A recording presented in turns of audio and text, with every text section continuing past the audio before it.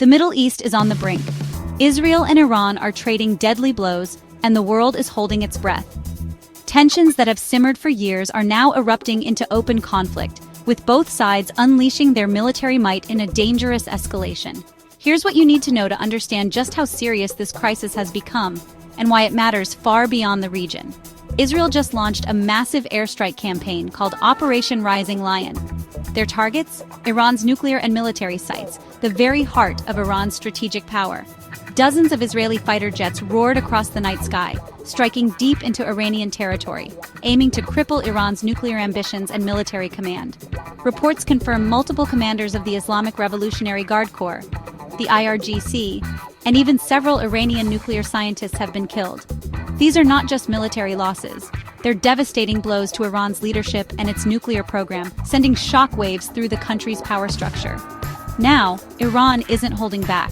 They hit right back with Operation True Promise 3, firing over 150 ballistic missiles and more than 100 drones straight at Israeli cities. The skies above Israel lit up as air defense systems scrambled to intercept the barrage, but not every missile was stopped. The results?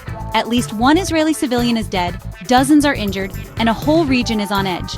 Sirens wailed through the night, families huddled in shelters, and emergency crews raced to help the wounded. The impact? It's global, with the world watching anxiously as the violence threatens to spiral. Airlines are scrambling, rerouting flights to avoid the conflict zone. Airspace over the Middle East is suddenly a no-go zone, with international carriers canceling or diverting flights, stranding travelers and disrupting global travel routes. Kyrgyzstan is warning its citizens to stay away. Embassies across the region are issuing urgent alerts, and families are making tough decisions about whether to leave or stay put. Britain says there are new threats to commercial shipping.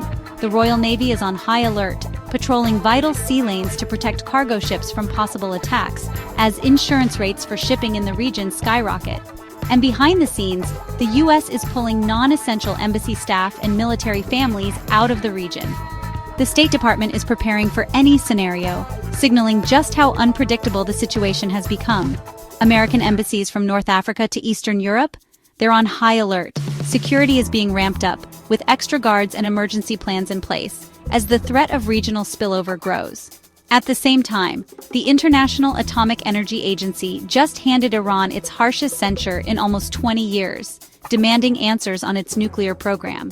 The world's nuclear watchdog is sounding the alarm, warning that the risk of nuclear proliferation is rising fast. Iran's answer? They're planning a third uranium enrichment site and upgrading their centrifuges, basically ramping up the nuclear stakes even more. This move is seen as a direct challenge to international pressure, and it's making world leaders nervous. The nuclear standoff is entering a new, more dangerous phase. The UN and the world's major powers are calling for both sides to step back. Emergency meetings are underway, with diplomats working around the clock to prevent a wider war. The stakes couldn't be higher. Even the big Israel-Palestine peace conference is now postponed. Nobody wants to risk gathering in the middle of a potential war. Hopes for peace talks are fading as the violence escalates. In Iran, the mood is tense but defiant. People are bracing for more attacks, but there's also a sense of national pride and determination to stand strong, no matter the cost. President Pezeshkian is referencing Iran's resilience from the 1980s war. He's urging the nation to remember its history of survival and resistance, rallying the public to unite in the face of new threats. Markets are holding steady, but people are tired, worried, and just hoping for a way out. The uncertainty is taking a toll, with families glued to the news, wondering what tomorrow will bring. So, is this the start of a wider war? Or can diplomacy still bring the region back from the edge? The next days and weeks will be critical, as every move could tip the balance toward peace or catastrophe. I'll be watching every new update, so hit follow for real-time global news. As this crisis unfolds, I'll break down the facts, the rumors, and what it all means for you.